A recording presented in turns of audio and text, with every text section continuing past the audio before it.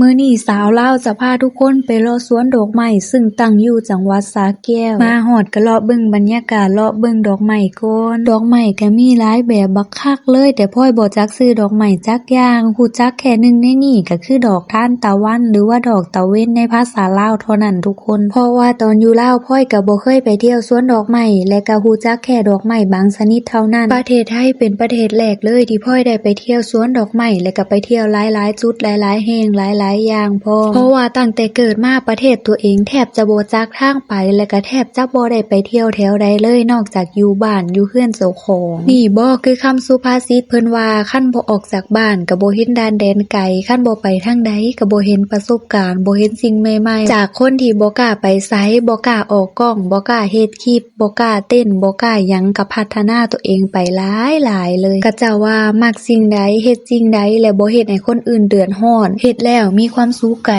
เฮ็ดแล้วได้เงินก็แฮ่งพัฒนาตัวเองให้เก่งขึ้นเพราะมัวแต่ไปแค่คำเว้าคนอื่นเฮาก็สิอยู่จมปักอยู่นั่นแหละเพราะว่าคนอื่นที่เขาเว้าให้เฮาเขาก็บ่ได้ให้เฮากินบางคนก็อิจฉาเฮาซ้ำให้เฮาเอาคำเว้าดีๆที่ทุกคนแนะนำมาแก้ไขและปรับปรุงอิหยังบ่ดีก็บ่ควรเก็บมาใส่ใจจะดีจะชั่วก็อยู่ที่ตัวเฮาอิหยังที่เขาเจ้าแนะนำเฮาคิดว่าดีเฮาก็ควรเฮ็ดตามอิหยังที่เขาเจ้าแนะนำที่เฮาคิดว่าบ่ดีเฮาก็บ่ควรไปเฮ็ดตามชีวิตของคนเฮาต่างกันบางคนเห็นเวียกที่เฮาเฮ็ดก็คิดว่าเวียกเฮาสบายคนที่เป็นอินฟูเป็นคนดังมักจะเข้าใจจะมีคอมเมนต์ในเชิงลบและเชิงบวกบางคนเฮาบ่ได้เฮ็ดหยังเฮาบ่ถูกใจเขาก็เม้นว่าขี้ร้ายแล้วถ้ายกตัวอย่างไปศัลยกรรมมาเขาก็ว่ามักหน้าเก่าหน้าใหม่บ่งามเลยก็นั่นแหละไผสิมักให้คนมาด่ามาบูลลี่แต่ก็เลือกบ่ได้เพราะมันเป็นอาชีพที่มักไปแล้วสิ่งที่คนดังหลายๆคนท่องให้ขึ้นใจก็คืออย่าไปเก็บเอาคอมเมนต์ที่บ่ดีมาใส่ใจเพราะเฮาบ่สามารถห้ามไผ